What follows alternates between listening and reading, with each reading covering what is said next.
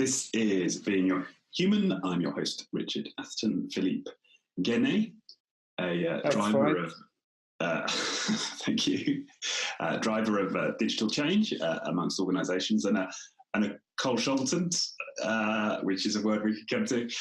Welcome to Being Human. Welcome to the show. Thank you, Richard. Thank you for having me. Oh, no. Very much a pleasure to be here. Great. So yeah, let's start with that strange word, coachultant. So well, yeah, I'm sure I'm still getting it wrong here. What do you mean by that one? That's interesting.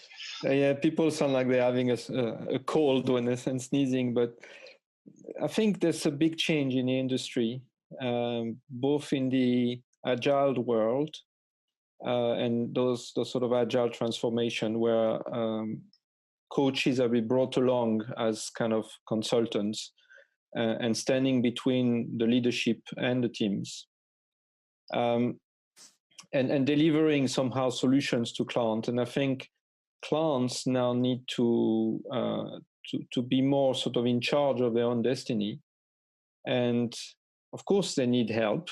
But the role of the help is not to do it for them. The role of the help is to actually facilitate them to go through that. And it's a very subtle, maybe, sort of distinction. But on the other hand, it's fundamental in between success and what we see out there at the moment. Okay. So I think to summarize it in one word, coachultant is about true coaching around facilitating the client, to come up with their own answers, to make the change happen inside their four walls and understand what is the resistance and work through it inside their four walls, at the same time as helping them understanding, what is digital about, what is agility about, what is, some techniques around lean and around other techniques and tools that can facilitate them through that process. So it's very much the merge of the two, but the idea that it's not about consulting and pure play consulting where you come in and you deliver solutions for your clients. And it's not quite coaching either, because coaching tends to be with very limited agenda or no agenda. The agenda is the one of the client, really. And you facilitate, it's a pure facilitation, the systemic coaching. But sometimes you need to help with some insight and input for the clients to learn something as part of the process. Yeah. Right, because sometimes I think coaching gets considered to be, or pure coaching is kind of content free. The coach is just there to allow something to emerge in you, whereas consultant obviously has content and insight. So you're merging those two somehow. And you need to be careful, because there is a reason, and a very valid reason, why coaching should be content-free, is because you're enabling the revealing of those things into the team. And in systemic coaching, the starting point is the team is fundamentally intelligent and creative. So all the solutions are in there. You just have to emerge them, right? But sometimes, yes, it does help. It does help to bring a little bit of input. But you need to be very careful how you do that. And that's where I think we're defining a new type of role, a new type of thing that is captured through the word coachultant. Oh, okay, right. And the other term you dropped there is systemic coaching. So for people listening, they may wonder what that's about. You pointed me to ORSC, which yes. First when I heard you say that, I thought you said orcs, which is a sort of small type of puffin, but I guess that wasn't what you were referring to. It's an acronym, and that's an example of systemic coaching, right? Could you talk us through that a bit? So it stands for Organization and Relationship System Coaching. Right. And I think we are exploring even beyond that, the systemic management. So the idea is that you're looking at a team as an entity, and out of the team, the sum of all the individuals of the team add up to a new entity that is the entity of the team. And this entity of the team, that's what you coach. you coach the entity. You don't coach the individuals. You don't coach social relationship between them. You coach the team. And it's an awkward sort of setup to think about. But sometimes, and it comes and it works as well with couple. And if you take the idea of a married couple, the couple becomes its own entity. There were two individuals coming together, and there's an entity created between them that bounds them. And that's what systemic coaching is about, is about this entity that bounds them. And it's true with teams. Equally in organization, it's absolutely true with teams. And actually systemic coaching works for both. So the starting point is really to think this team, this entity, as wisdom, as knowledge, and creative, and to reveal things to that system. So maybe the system is in crisis. Maybe the system is seeking for something different, seeking for something new, trying to develop themselves. I mean, plenty of things. Maybe they're going through changes and there's edges. And as a system, they may struggle. So it's almost as if you project onto this entity thoughts and feelings and treat it as if it had a persona. Right? Absolutely. And you work with the emotional field. So the idea is, when you work with individuals, you address their emotions, because their emotions drive actually their behaviors quite a lot. Not everything is rational, of course. And with a team, well, there is a field of emotion with the team. And the role of the systemic coach is actually to monitor that field. And very often, you present something, you go through something, and you see variation into the field. And the role of the leadership is actually to use this emotional and that context of the emotional field to create a positive atmosphere. So there's plenty of ways to create that sort of atmosphere. But as you develop the team that way, the team becomes more resilient. The team becomes more autonomous. And when you think of big agile transformations and of that nature, we are trying to get teams that are independent of each other, the two pizza teams and that sort of things, and a flatter hierarchy. Well, you're never going to get a flatter hierarchy if you don't take the teams as autonomous teams, intelligent teams, and you let them make decisions. So you have to manage those teams very differently. And so far, most management has been built around managing tasks or managing individuals through tasks. And it's a very different thing to say, no, you manage yourself, you manage the task of your problem. And we're going to manage you towards the intent. We're going to build you as a team. And as a team, things will emerge from you. Very, very different way of managing. And but when I hear it's essential. And when I hear it, one of my reactions is, well, doesn't this sound a bit delusional? Like we're creating some fictitious entity and then trying to engage with it. It sort of, on its face, it sounds weird and delusional. It's not. It's not. The thing is, we're not creating the entity. The entity is there. And it may not be working very well. Very often, you walk into a team that individuals. So to get to be a team, and the beauty. Look at a Formula One tire change. Those guys, they know what the goal is. They want to put their drivers back on the track as soon as possible. They work as a beautifully harmonized, coordinated team. You need a special spirit for that. They are at one with the driver, all those things, and they all trust each other implicitly. How do you build that? It's not fluff, and it's very necessary.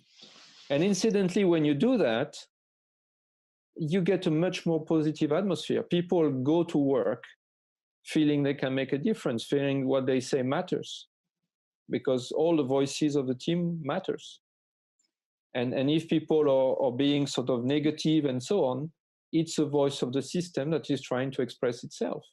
And maybe that's the person that is taking the voice in the system, and the system of the work, the system of the team is in a bad place. And that voice can be thanked to say, well, actually, you're revealing this to the system.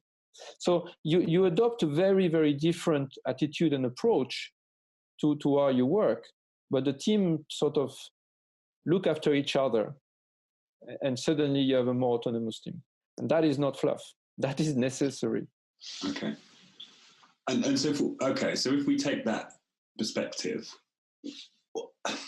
are we then saying that there's never a situation where an individual is a bad actor and the individual requires some level of intervention? There might be, but let's say if you have a cynic in the team, and really that guy is a pain, you remove him eventually, or her. Another voice is going to come out. Somebody else is going to take that role, because the team needs a devil's advocate.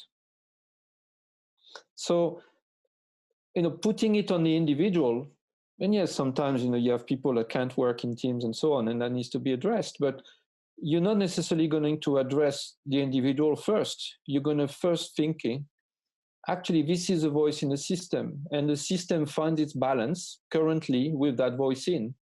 Now, can we turn things around to make it a more positive atmosphere? And you have techniques for that. I can get into this. And once you do, you kind of turn those voices around, because they just want to be heard, and it comes out negative. But sometimes, you will have people that come out very negative, saying, "Oh, we can do this, we can do that." And actually, people make big plans that on the basis that you can, and then you come to it and no, you couldn't. And there was some DevOps or some practices or some systems that was too flaky to make it happen, and those people were right, but they were not heard and they were shut off. Okay. So I think you need to take a view that also people mean good. People turn up to work meaning the good, and Deming has a quote on that around, good people get beaten by a bad system every day.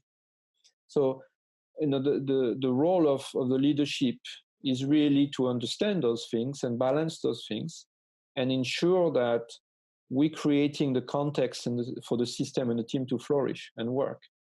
And that's where I've been listening to a few of your previous podcasts, and I think we're tiptoeing around the leadership. Do we need leaders, and we don't need leaders, and the teams know well better, and so on. We need leaders. We do need leaders, but leaders need to behave in a very different way. They are here to empower the team and energize the team and stimulate the team and discipline in terms of cadence, not disciplining people, but creating that cadence of making progress. And I think this is where we sort of have a lot of different voices happening at the moment in industry. I think Agile is kind of, a lot of people are talking about, we don't need managers anymore, and the teams should know better themselves. And so there needs to be an energy, there needs to be some element of cadence, there needs to be, a constant sort of flow. And I'm not talking sprint here, but we need to actually create a better world out of the work we do, and that needs an energy, and it needs some leadership that is necessary, I think. Okay, and what I'm hearing from you here, though, is that if we accept that there's a role of leader, and that individual is what we're coaching with this systemic coaching technique is for that leader to, in the first instance, address what might be an issue or potentially an opportunity for the team rather than for the individual, and only secondarily consider the individual. Have I got that right? Yes, it's the default position should be to consider the team. And a lot of people are quoting turn the ship around, for instance. This is about managing by intent, which means the team, sort of raises their resilience, their understanding, their critical spirit, and all those things. In terms of around for people who're not aware of that reference. It's a reference of a captain of a boat, submarine, I think nuclear submarine, where he was giving orders and people were just passing the order down. And he was asking something like being on the fifth gear or something like that. It wasn't the fifth gear. And people were just passing the thing around just because that was the order. And then he realized that actually to order a ship like this, people need to be critical of those things. And they need to give feedback to him saying, no, there's no thing like that. And I think, that's where the big message behind that is managing by intent, so that you declare the intent to the team thinks about how they're going to achieve this intent, and if they feel it's impossible, or if they think the intent was stupid in the first instance, or whatever it is, they discuss it, and then you start creating teams that are intelligent. And the fundamental thing is you want to have intelligent team, because digital needs to evolve more rapidly. You need to be able to experiment more, faster, and find your way. And if it has to go up the chain all the time, you slow down. No two ways about it. You slow down. And all the way through, you start getting, sort of vested interest in success and budgets and whatever have you. And that will actually sort of create bias that doesn't reveal the right information from the system and from the ground and from whatever the customer feedback is telling us. So the more you can create autonomous team and intelligent teams that way, the more you actually can be true to the Agile values of creating a quicker customer feedback and responding quicker to that feedback and trying things. Mm. But interestingly, with Agile, it starts with individuals and interactions, right? It doesn't say, team personality or something. So this almost feels like it could be an evolution of that message. It could be, but on the other hand, and you know me on that, I'm a big fan of lean, and to set the record straight, I think a lot of people, when you talk about lean, what I get all the time is, oh yeah, I know black belt and so on. And that's Six Sigma. That's kind of what happened in the 90s, 2000, and that gave a very bad name to lean. And that's not what I learned, by fluke. When I started to look into lean, I looked into Toyota's production system, Toyota Way. So those original sort of roots of lean. And they were fundamentally different than the later iterations. And I think, if you give me a second, yes. I think initially the lean management, the lean leadership was very much systemic managers. They were managing their team, they were stimulating their team to find improvements, let's say. Kaizen was an absolute essential element of lean. And I don't mean, again, when you speak about Kaizen, people are naming PDCA, DMAEC, all those things, A3 thinking. The fundamental core of it is you stimulate people to look for improvements and what can they change tomorrow and settle tomorrow. It's a change for good. It's something you don't come back from. And it's really looking at those small steps that they can take to make something better and improving every day like that. And that is, the stimulation of that was very much the role of the management in Toyota Way. And I think what we see after that is a lot has been codified. A lot has came out to say, oh, Toyota uses A3 thinking, so we're going to use A3 thinking. And Kaizen is about A3 thinking, or Kaizen is about that process, DMAEC process, and here you measure things and you do these things. And we made a process of it. And for people listening, A3 thinking is an approach for problem solving, isn't it? That's been codified out of. Yeah, it's a template, where you have your problem and your solutions and your experiment on one sheet of paper. That's a good thing. It's a very good thing. But the fundamental, it's not about that piece of paper. It's not about the categories on that piece of paper. It's about the very thing that you're going to think about, your work all the time, how to improve your process of work, how to improve the product you're doing. And the people on the ground know best because they're doing that all the time. And this is knowledge work. The people, how many managers, and myself, how long ago did I code Java? Let alone things like Lambda and stuff like that. And the reality is you don't know what the best quality is like. And you don't really want to know, because the more you're going to know, the more you're going to be in the weeds of it, the more you're going to manage tasks. You need to find a distance to enable those people that know to organize for the best. And that's very much knowledge work. And if you think Toyota built their success on doing knowledge work on a production chain, and production chain work is relatively dull, and what you have is people, they do their task, but what is the motivator is, I'm going to make that better.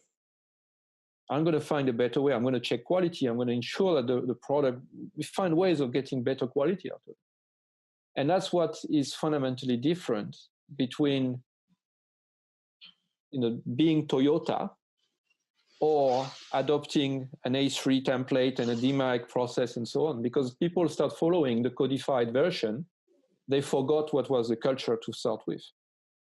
And the reason I'm saying that is because I received a lot of critiques around people thinking about Lean as being that codified process, but also learning how we came to that with Lean in 30, 40 years is what's happening today with Agile, much faster.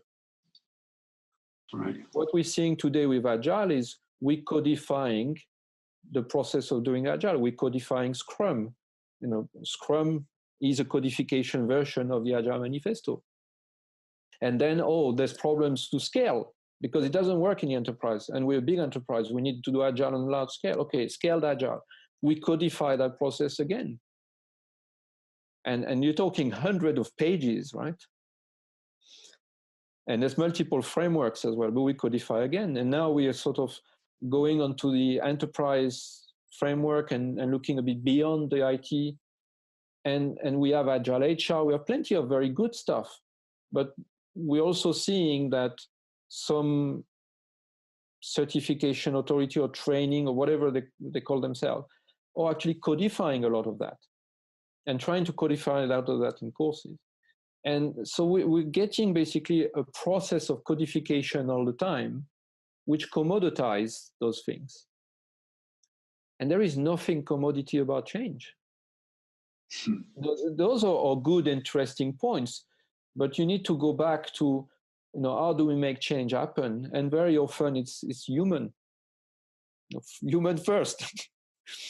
and I think that's where things like this don't get codified. And you need to go really much under the skin of what was the culture that was enabling that, and how do you get to drive that sort of culture? And it's very difficult. Very difficult. And it's something that you may learn in many places, but eventually you have to find your own way in your place. And that's where it's very custom. And that's where it calls for a different approach. Okay, so that's interesting. So and because you pointed me to Kaizen, but also to Orsken. So is there something new that's more relevant in the Orsk work for digital work that doesn't exist in the sort of Toyota philosophy? Is that true? Or? I'm trying to find out. I'm learning more and more about it. I haven't necessarily found it out yet. I think Orsk it's not quite codification.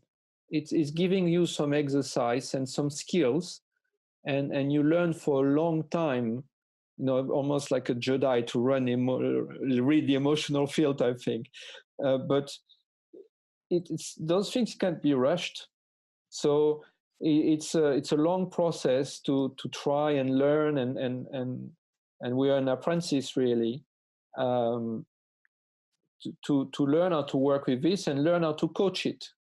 So the important thing is to pass it on to people so that they make it part of their day-to-day management, and work with teams to achieve that. Toyota was probably one of the enterprises that implemented that as part of the management from day one. They were somehow born with it, and there's reasons for that.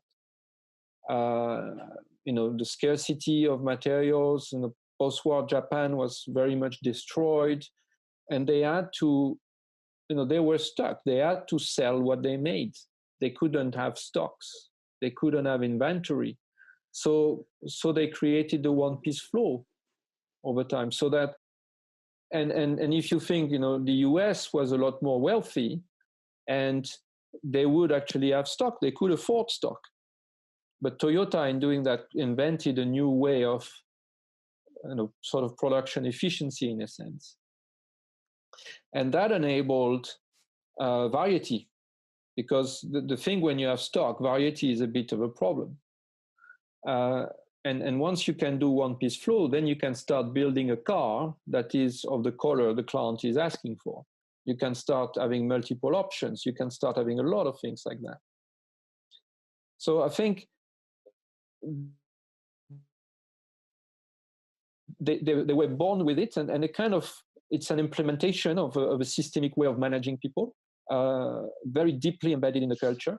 And Orsk has probably a wider perspective, but on the other hand, you can look at Toyota as an implementation of that sort of thinking. Right. And I don't think they knew of each other, by the way, or that one derives from the other, but both ended up with good things, I believe. Right. One of the sort of parallels that I somehow detected was in the Orsk thinking. There's this idea of toxins, right, within the team. Yes. And that how somehow felt like a parallel with Muda, right, which isn't working in terms of toxins in the team. It's thinking more about waste in the system, but somehow this idea that we're working with sort of light and dark, and our job is to reduce our quotient of darkness in order to expand the light. Something like that seemed to be foundational in both. So yes. I'm glad you point that out, because that's the point I said I would go back to. Toxins is an interesting thing, in the sense that you have simple toxins. So you have contempt, blame and criticism, really, stonewalling and defensiveness. Those are the main core toxins. And they work in any relationship system. In a relationship system of a couple, the same toxins apply. And if you think, and I see that in IT a lot, if you remove the possibility of putting blame on people and being defensive about it, what progress can you make? There's no hiding place anymore. And it's only the power of, okay, we got that problem, let's get it sorted. And I think, and then you sort of create, you make people aware of that, and you create a bit of a protocol to understand, okay, for those type of toxin, how do we react? How do we avoid them? How do we behave in a different way? And you create positivity. And I think the Gottman Institute was defining that you need a ratio of 5 positive interaction to 1 negative interaction, at most, to actually create positivity in a team. So if the ratio is inverted, or even if you don't achieve that type of ratio, you are going to have frustration and negativity in the team. To create positivity, you need to reinforce that. So if you can remove toxin, it's actually very good. The parallel in Lean, I wouldn't necessarily put it on Muda, but I would put it on problems. Lean takes problems as an opportunity to improve. So the idea is you don't shy away, you don't blame, you take a problem, and as collectively you figure out you're going to solve it. It's an opportunity to improve. So a problem is not a bad thing. A problem is a good thing. And once you turn that around like this, you can see how you can make progress in enterprises. And I think what is important to understand as well is that change is difficult for anybody. And the bigger the change, the bigger the sort of cliff edge or the bigger mountain and edge you're creating.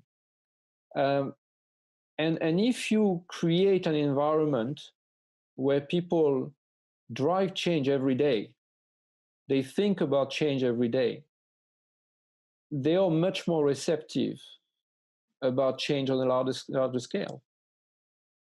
And I think, ORSC talks about the change model and change edges and how you get people over change edges.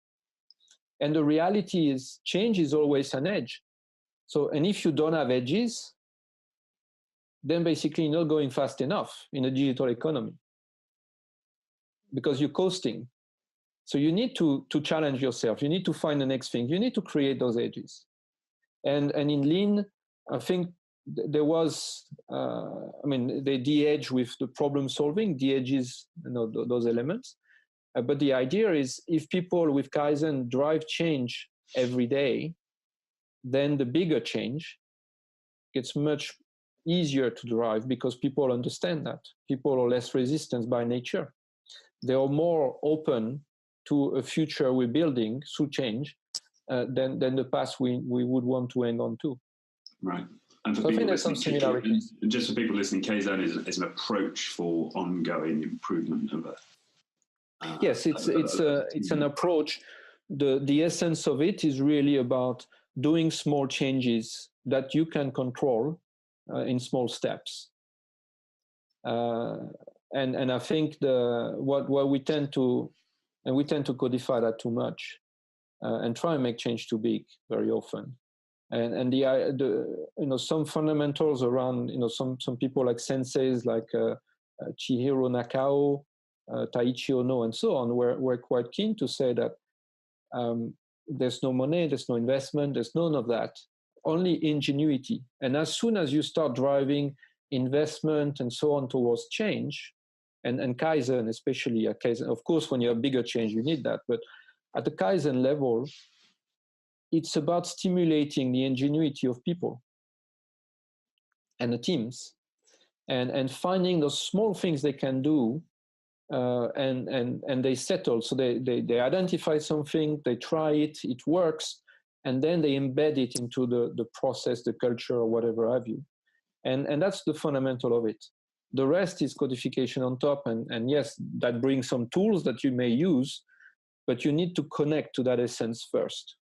Right. And I thought that was fascinating, this idea that during Kaizen, you're not allowed to spend any money, you're not allowed to hire extra people, you're not allowed to fire people, right? That's one of the principles. Yes. And that's a big problem with the lean tag. I mean, I saw it with Gavin Atherton, the BT CEO. He talks about, oh, yes, we've made all these lean changes and we've fired all these people. And as soon as I saw that, I thought, God, really, it's a real issue for people who are seeking to, evangelize, if you like, the broader lean message. Absolutely. And that's where, when you read those initial, the Toyota people, it's a fun. You do not get rid of people. The ingenuity needs to go as far as, how are we going to unleash those people on new things to improve, new things to find, new innovation. And if you think companies, they have a ratio of cost to profit, generally it has to be positive. And generally it is. And if you can reduce the cost that you're doing things at by X, and you save some capacity, and you can use that capacity to invent new things, to save further cost, or actually to develop new innovation and grow the revenues in that case, you upgrade your ratio. And I was reading something the other day about Amazon. Amazon is reinvesting everything they do, reinvesting all the time. And that's why they've grown so big so quickly. And they apply that principle, I'm sure. I mean, they're probably, there's a part of Amazon that's probably not that nice to be employed in, I guess. But yeah, that respect for employees seems to not particularly manifest, certainly, that sort of works. But on the other hand, as an overall company, there's this principle that we're reinvesting all the time towards innovation and growing from that. And I think, the companies that their main drive, and that's sometimes the problem, their main drive is cost reduction, they don't really have a strategy. The strategy should be about, okay, we're going to do better with less here, and what we free up, how are we going to employ those resources? How are we going to unleash new potential? But Well, I suppose what's interesting when I hear that is that when we think about cost drives in corporations, it's often about how can I take X out of this budget line, right? It doesn't come from a fundamental philosophy of intelligent, autonomous teams who, embedded into their culture, is a daily inquiry into how we can be intelligent and be innovative around improving the way we work. Yeah, absolutely right. And I've had an example like this that was blatant in some middle office, back office in banks, where the role there is to settle the trades, and settling the trades is very often, a lot of it is straight through processing, but you have exceptions, and those exceptions are due to bad data entry, by reconciliation of data, new entities. I mean, plenty of things. A system that was down when a batch that didn't arrive when you were trying to do things. There's plenty of reasons for it. And what you find out is that we're trying to improve the handling of exception and optimize the handling of exception. And we're trying to also lower the cost of that by getting more sort of offshore resources dealing with this. But fundamentally, all that work is waste. We should be looking at eliminating exception, not optimizing the handling of them. And that should be a continuous work, because we're not managing. Things change, new regulations come in, new front end come in, new trader came in. All those things create exceptions. So we need to figure from the source of exceptions, how do we improve that continuously? And when you get to that realization and you think, how can we do that? And you realize that the culture of cost control has shaved to the bone the operational teams. So they have no bandwidth to find improvements, none. All they are completely overburdened by dealing with exception day in, day out. So they can't stop and think. On the other hand, you have that big, massive program that we made alongside that with a lot of consultants. And that big, massive program, is multi-million pound, will deliver in 2 or 3 years' time. And everybody, including the senior management, is cynical that we'll ever see anything coming out of it. So we are shaving the cost on one end with people that know where the problems are. And we're landing some externals working in a vacuum that will create a miracle solutions that nobody believes in. Where is the nonsense? Where is that paradox? How can people not see that? Right. And that's where the Kaizen principle, it's where, when I said initially, around the knowledge work, those people on the ground have knowledge of the problems. Let's work with those people to figure out what to fix. Let's give them some bandwidth to figure out what to fix. Let's evolve the systems towards something better, rather than, sort of overburden those people and then create something that is extremely wasteful alongside it to solve all problems. Because the reality, those programs are the biggest failure in IT all the time. Yeah. And if a fraction of that was invested into the existing teams, you would actually have technology that is continuously refactored and up to date. You would have continuous improvements of the processes. You have more automation, and you wouldn't have every 4 or 5 years to ditch your system and start clean to rebuild the same type of system. You would be able to evolve the technology and modernize it along the way.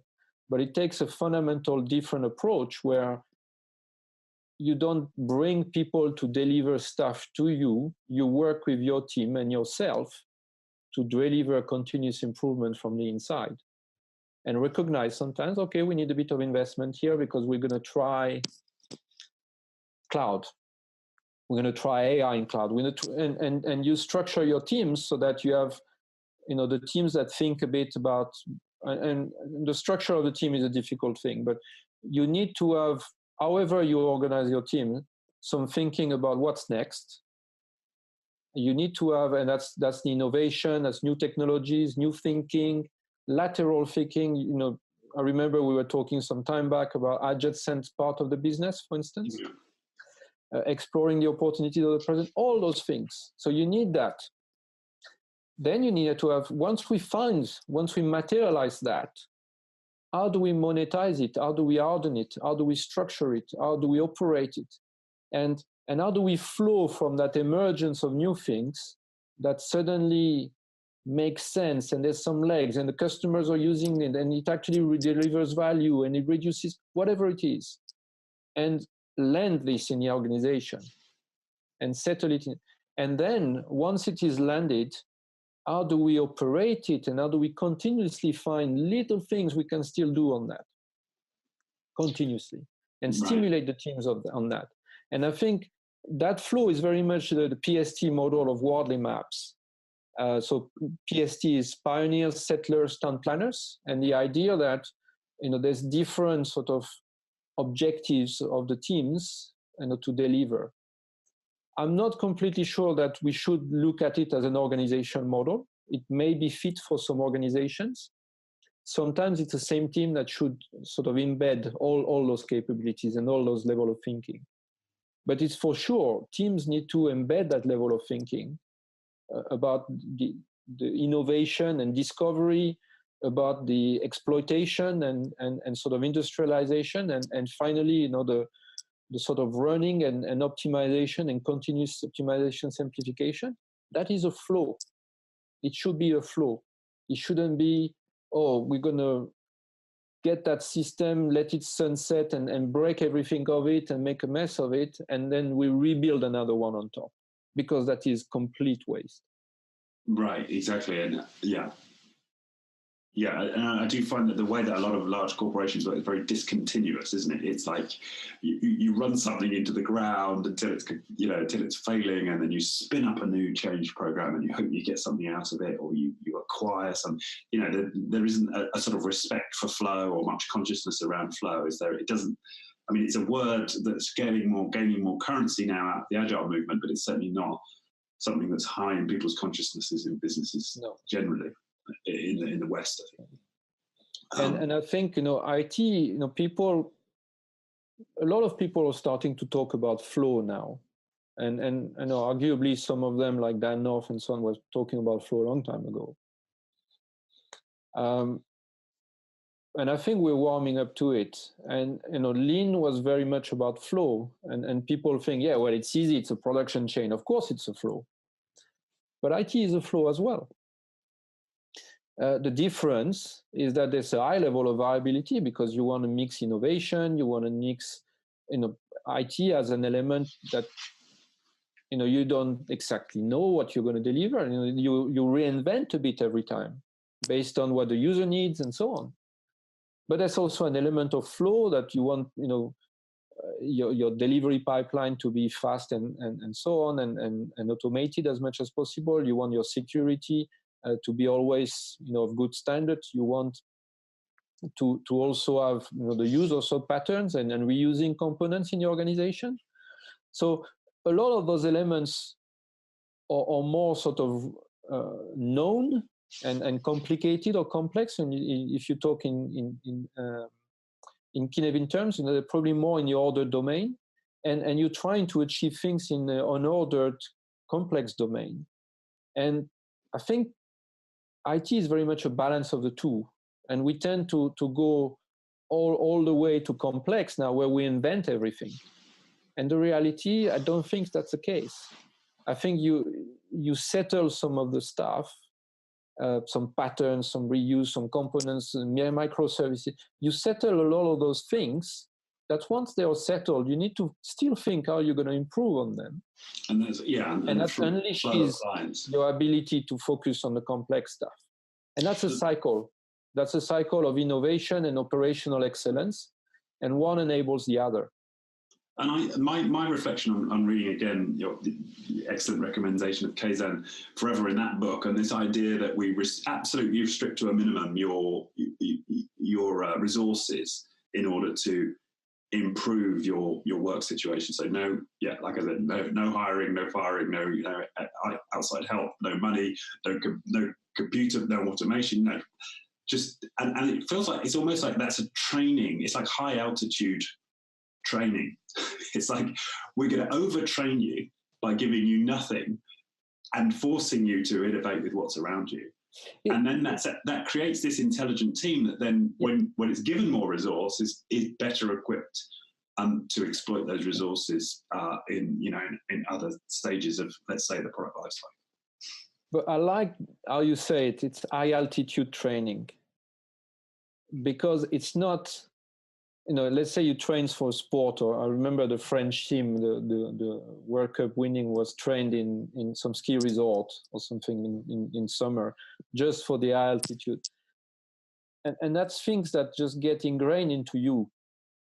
You may play football at high altitude, and you may learn, and get some techniques and tactics and so on about football, let's say. But where it really comes from is the essence of it that's in you. It's the high altitude thing. It's not something you train, really. It's not a codified practice that is being imposed upon you. It's something that you experiment with, and that is the emergence of learning. Okay, and I think you can see that within the team, and the team, the emergence of learning should be shared as well. That's why you work as a team, and you create a learning organization like that. And it's fascinating how much, when you talk about those things, and you think how much of that stuff Toyota got right. It's amazing. And I was sitting not long ago through a presentation from Google that were explaining the outcome of their survey, the Aristotle project, which is really a survey about what makes successful team in Google.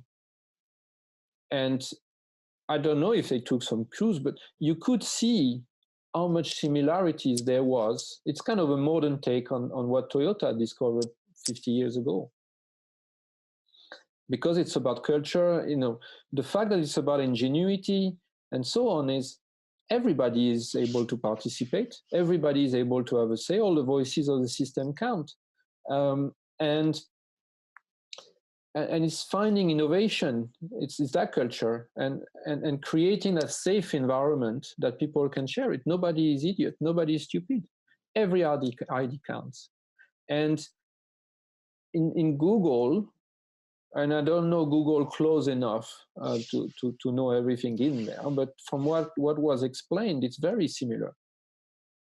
It's all about that culture and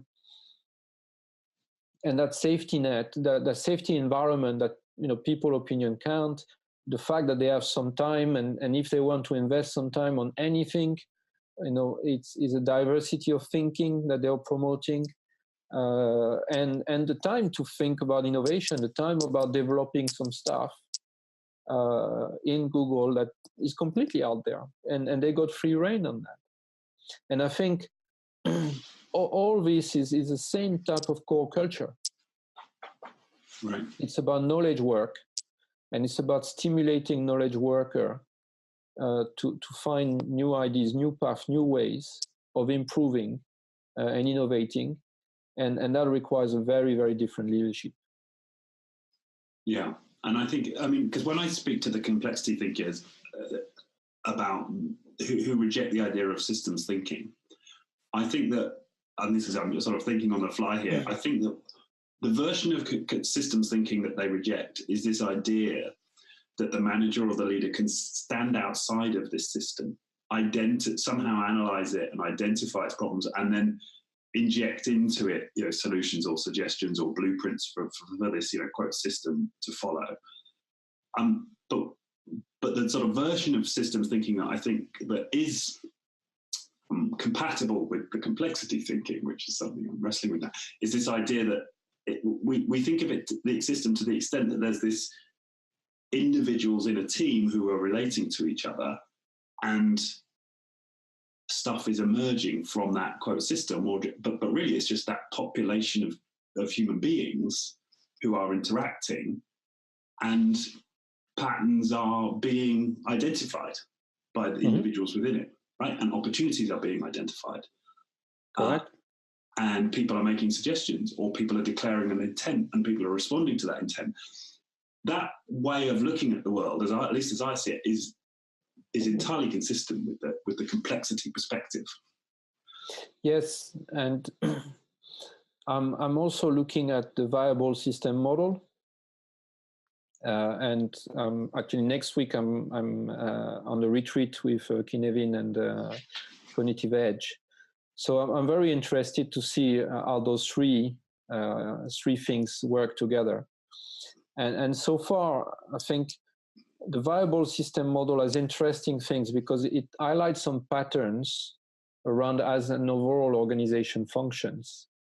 And it identifies basically the team construct, so what in systemic coaching you call systems, and the flow, and you can sort of visualize the structure of the organization in relation to its environment and the flow in it. And that already tells you, is there something that just doesn't really add up in there? Is there something that, there's too much up and down the hierarchy to get anything done? So that gives you a visual way, and I think it's very useful for that. Then it gives you some sort of, how you overlay the management layers, how you create the monitoring, the reporting, all those sort of things. But one element I'm finding, and I'm discussing that as well with other systemic coach that are involved with system thinking as well. What we're finding is there's a dimension where you say, oh, well, the monitoring and all this stops here. And we need to define how this bubble of a system here, a team system, is intelligent. And what doesn't need to come out of it? What needs to be actually retained in it so that they make the decisions, they're autonomous. And I think we have something like this, and that makes it compatible with complexity thinking, where everything is emergent, and we need to let it emerge. And I think we can figure out the whole thing works. I think all of those things are actually useful, but we need to put them at work together. And there's not that many that have done that out there. It's very experimental still. But what could go wrong? It's only it's only leveraging team. I think the thing that can go wrong is really how the management is comfortable and the leadership is comfortable with this. And of course, initially it won't work as perfect as you would like it to. But that's where you need to persist. That's where you need to think, well, what's how are we going to enable that? And okay, those guys didn't get it and they didn't pan out good. Okay, let's analyze from that. Let's welcome that problem, and let's analyze with the team, not ourselves on the side, but with the team. What could we have done better? Where did we trip? And I think it's this sort of cycle of, and as you start doing that, the leader is here to stimulate. Sometimes is here to poke, just to say, that doesn't make sense. But always in a way that the team sort of, has this emergence, new thinking and experiments. And, with experiments, you also need to grow comfortable that 50% should fail. Otherwise, you're trying safe experiments for the namesake of them. So you need to try experiments that 100% allow you to learn. And you need to make them small enough. And very often people don't, they say they experiment because it's a fashionable word, but it's not really experiment. Experimentation should have at least 2 or 3 options that you're trying in parallel, so that you don't include your own bias to say, I want that thing to work, my experiment to work. You need to, and that's where complexity sort of comes into play, is, you try and remove that bias as much as possible. So how do you get some experiments that are genuinely concurrent and inform your decision cycle with the teams? I think it is where the management needs to create that zone where they stimulate it. It's not just cuddly things. It's the zone is okay. It's fine to fail. We're going to learn. What are we going to learn? What are we learning? And creating that sort of things. I think there is a place for leadership, and it's a strong place for leadership. That is stimulating the system, that is thinking, that is poking, that is challenging the system, and letting the system sort of develop itself as an intelligent team to find the answers. And at some point, you have an intelligent and resilient team, by the way. Right. Because if one member of the team goes, the rest carries on. And it sounds like one that's, that has fun. I mean, that's interesting as well, reading the Kaizen Forever book, is that the feedback from a lot of people who've been involved in these very immersive Kaizen events report how much fun they had. Experiment. Because often I think when I introduce this idea of experiments, and you must remember that it's got to be okay to fail.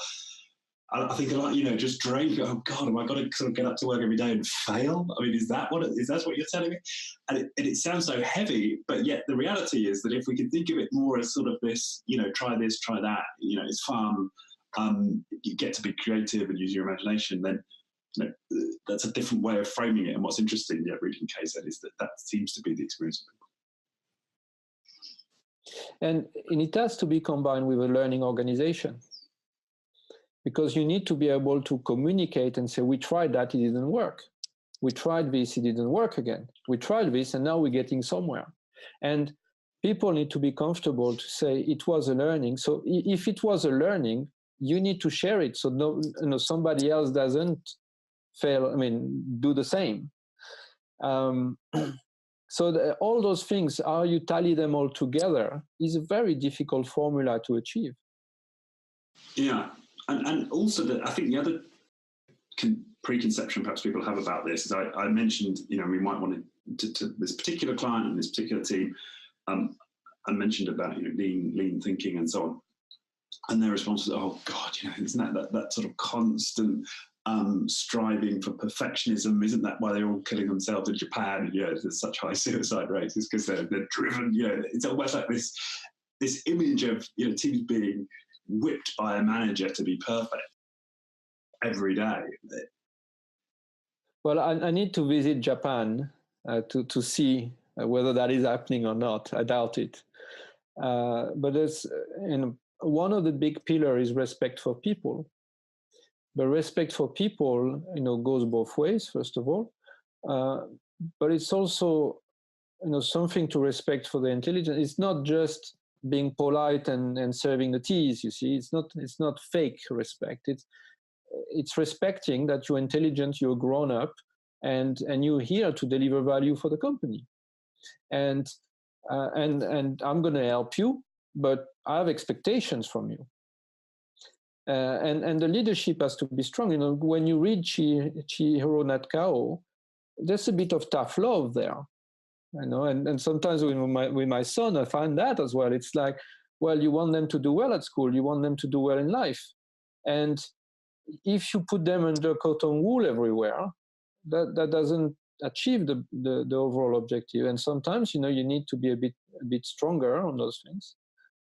I've had also the big opportunity. I visited the Porsche factory and was connected with some people at Porsche. Porsche has a fantastic story because they were going bankrupt in the 90s. And the story has it that they changed the CEO that was blaming the financial crisis back then.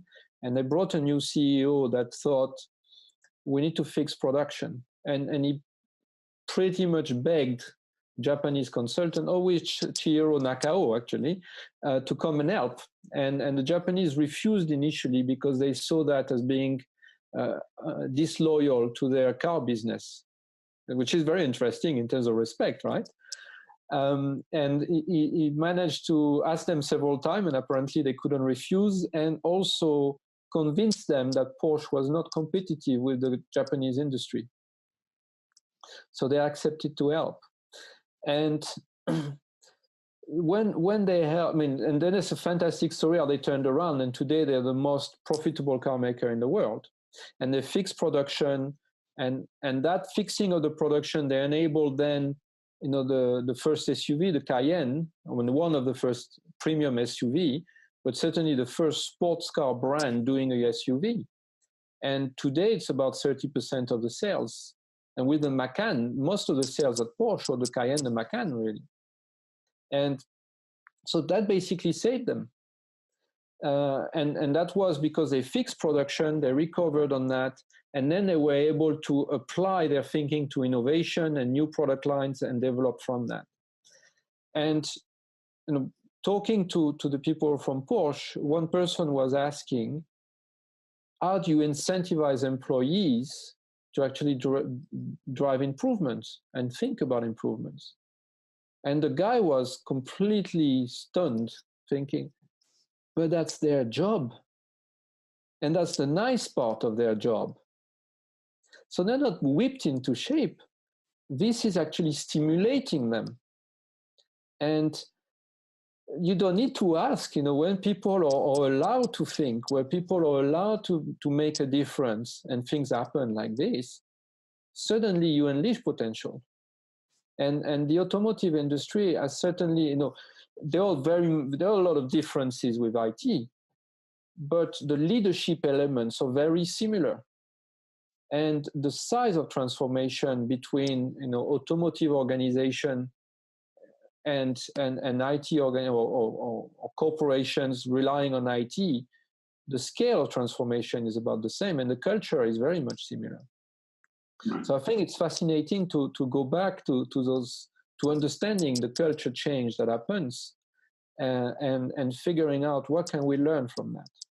And it's very visual as well. So it's very interesting. And I've done that with some teams. I had some teams, and I was called completely an heretic, by saying, "Oh, we're going to look at waste in IT." People are like, "What are you talking about? We're about creating innovation." But, well, we see, because we were not, in a position, we were not doing the product management or anything like that. So we had little to say about innovation. But we looked at waste, and you realize that there's colossal waste in the way of delivering IT, and even organizing the teams. You could organize so much better, and find ways of saving quite a bit.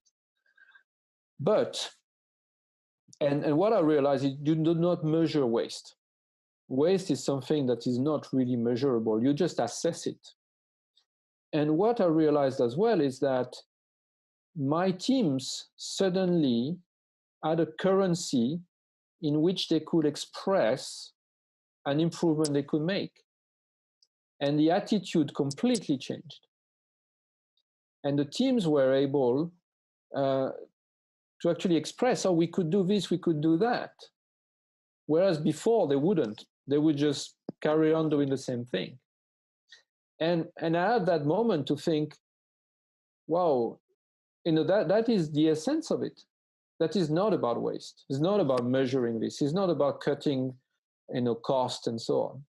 It's about enabling the team to have a critical thinking and giving them that voice so that they drive continuous improvement. And that very much kick-started. And it was interesting, how I was going into their office, and you could see we were playing with the waste snake and the investment ladders and stuff like that, so snake and ladders. And they were drawing that on their board, and they were noting things. And it was fascinating to see the different attitudes that we drove. And that's what it was really about in the end. And when I left those teams, I keep in touch with some of them. And I find it interesting that some people are telling me, well, we don't have somebody now that pushes us. We don't have somebody that is just thinking differently and sort of rallying us to try those things. And somehow, I was a bit thinking, I could have done this better and this better and this better when I left. But then it left me thinking, there may be one thing I've done right here. And that's the thing I enjoyed. And And I think there's so much to dig into, those cultural elements and the systemic management from it, and engineering culture and producing quality and the Kaizen and continuous improvement, and then giving them the right strategic input and by coordinating the strategy deployment, being able to drive from intent and taking those teams as intelligent and sharing things with them like that. You can drive a very enjoyable working atmosphere where the teams are focused towards the goals, focused toward outcomes, and able to make a difference and feeling like it. And that is a magical moment when you reach it. I won't claim that I've achieved that, but I'd like to think that I was able to do a little bit of that. Right, but that's also pointed to something that is mentioned in Kaizen Forever, is this problem with bringing in external help. And I say this as a consultant who makes my living providing external help, but there is potentially a problem with people coming in, providing that stimulation, potentially providing some kind of wrapper around the team to enable them to operate differently. And then they go and quickly entropy sets in, and the teams go back to old behaviors. I mean, I'm sure that's very common when companies hire coaches for short-term engagements or for a temporary, for a short amount of time. The thing is, companies do hire coaches to stand in between the leadership and the team and tell people what they should do. That's not coaching. What you want, and that's the big, and I'm publishing a white paper on that at the moment. I think the big shift that we should see in the industry, because there's a lot of that going on. This entire structure in organization where you have the head of the ways of working. Well, that should be the normal management, shouldn't it? The head of digital, well, everybody should care about digital. So how do you get the normal structure of the organization to drive continuous improvement, to drive agility, to drive new ways of working, to drive digital thinking? Are we going to digitalize our operations? Are we going to simplify things for customers? And are we going to innovate with the capacity we save? And all those things, it's the role of the traditional leadership to do that. Why are we creating entire structure alongside that becomes self-aware somehow and becomes vested in pushing an agenda and a codification that is not delivering business value? And I think the industry is at this chasm where so much of that has been going on that it's a own bubble. And that bubble, I wonder when it's going to burst. Because it starts looking like a Ponzi scheme to me. Right. And you can think, and I'm actually thinking about writing something on that. If you think about that bubble bursting like a financial crisis, what would that look like? And what's, what would be the triggers and so on? But what's emerging, the interesting thing, what would be emerging from that? Because we still need to change. We still need to be more digital.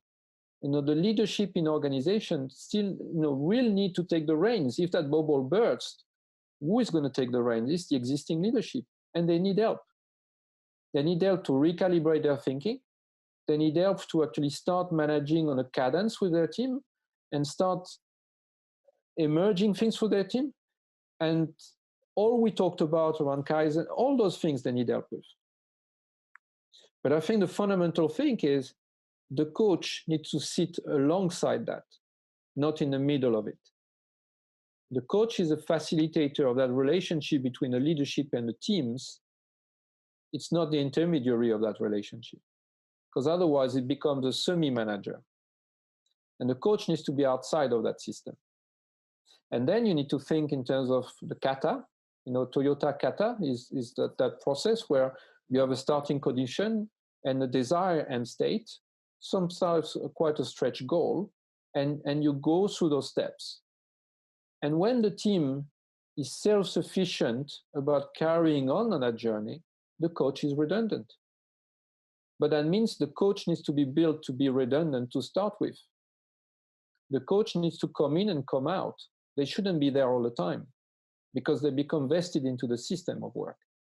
And it's incredible out there when you try and get some work, how many people want you to come full-time to take care of the thing.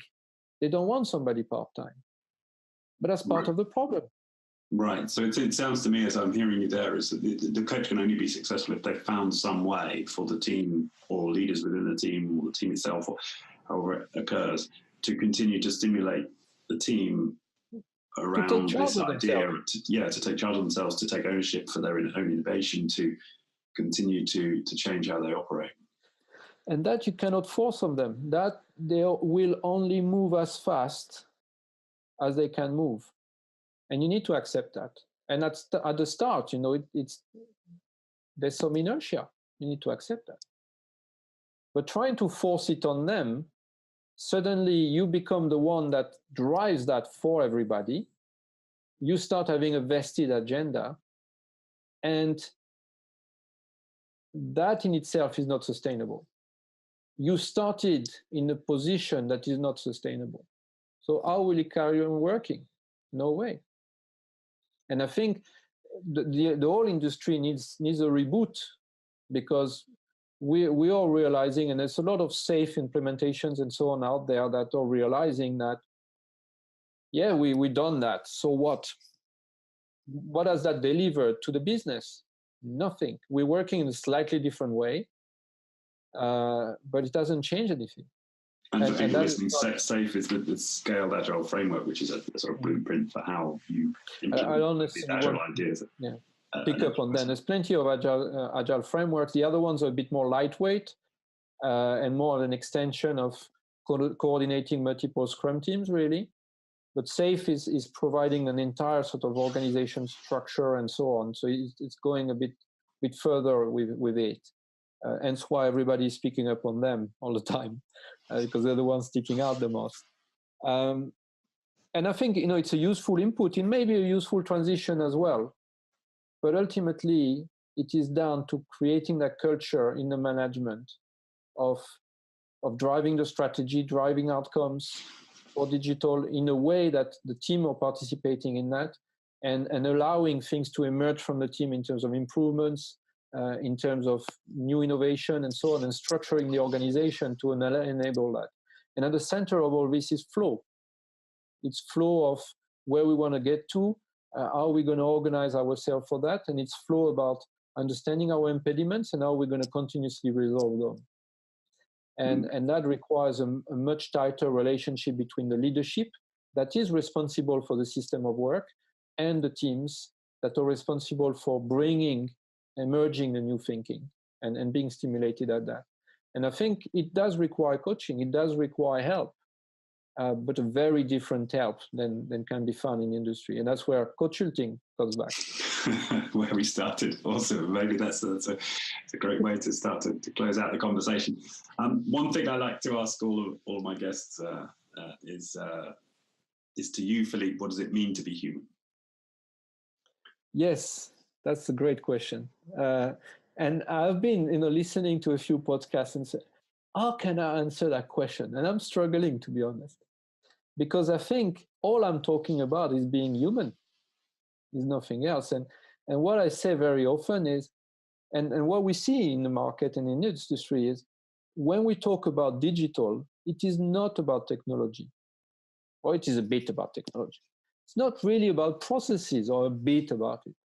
It's fundamentally about human, but at a profound level. It's about human. How we organize the place of work is about humans. Whether it's going to work or not, it's about humans. It's about creating this sort of context and emotions where that's going to work. And it's human. It's not computers, it's not processes. And when we're even taking a step much further out, when we're talking about AI and stuff like that, replacing people, that would be a very sad company to be working for. Because essentially it's saying that we're going to replace people with robots, meaning that their work is very much robotic, and we're not finding any way to be more creative than that. And I think if you think organizations, with all the firepower you can imagine around AI and so on. And we've seen that in, in sort of high frequency trading and so on. You have all the firepower.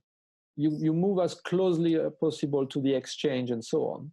So, but everybody is on the same level, same firepower, same AI, same data. What's going to make the difference? What's going to make, and I admire, Steve Jobs for bringing the iPod. I admire Steve Jobs for bringing the iPad, because everybody was thinking by then, that's never going to work. And there was a stigma of the Newton and so on already, and that didn't work. That was the wrong time for it. But he brought those things, and then he's the biggest genius. And there was no data points, or all the data points would be pointing out that this was not going to work. Nobody, people wanted the web computer. They didn't want a tablet that was a big phone. And we know the success of that since. So I think with all the technology that can exist, the difference is always going to be made between a human that creates a new idea and a human that appreciates the differentiation of that new idea. The rest underneath is only firepower. And that differentiation will stimulate a lot more creativity. So that's why we need to work on the intelligence of teams. That's why we need to explore. That's why a lot of the things Dave Snowden is saying is actually relevant.